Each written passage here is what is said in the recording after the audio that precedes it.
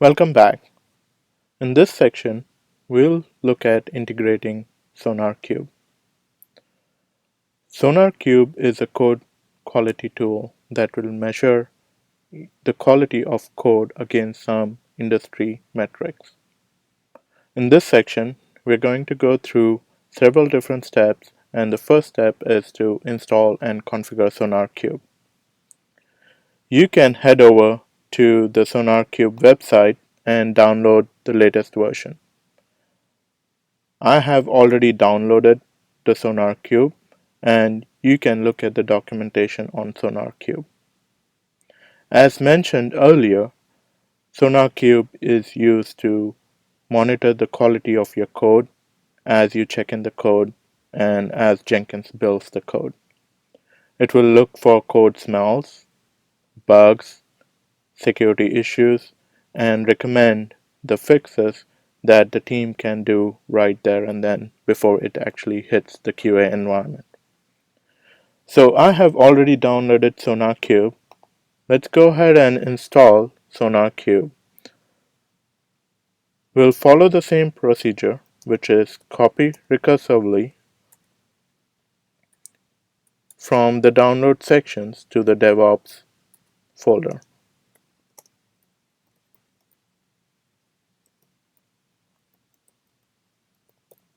And as we have done in the past, we want to make sure we are not copying the entire content, but the entire folder.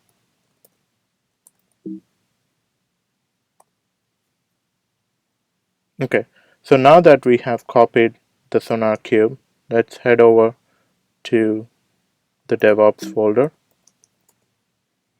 And we should have SonarQube within our DevOps folder. So let's head over to SonarQube,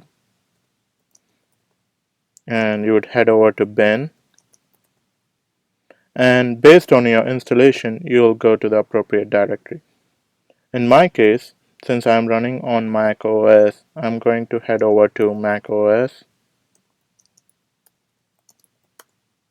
and I'm going to run the Sonar script in a standalone mode.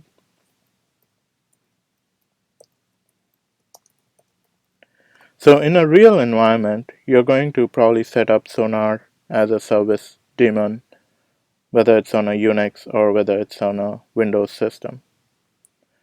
So I have started this, and this should be up and running. It uses an embedded database called H2. In a real organization, you probably want to configure your Sonar to talk to a real database, which will help with the migration of Sonar versions and the metrics.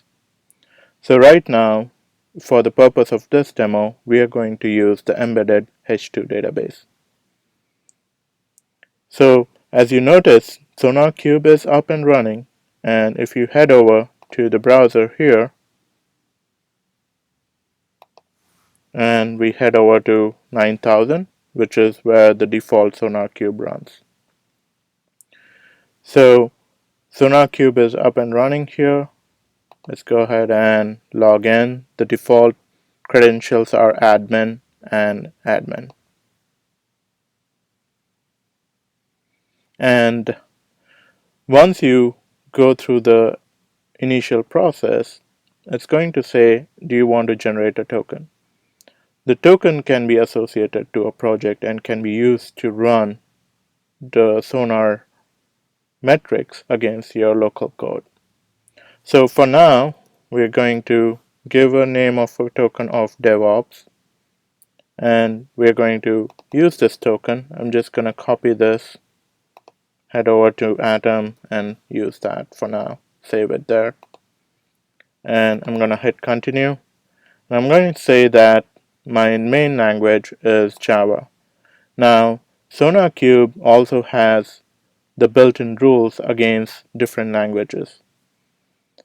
My build tool is Maven, so I'm going to use that, and it gives you the options to copy the command to execute against your project. So I'm going to copy this as well, head over to my Atom text editor. I'm going to say finish. So now I have SonarQube up and running, and I need to integrate this with my DevOps project. In the next section, we're going to look at integrating SonarQube with the DevOps project.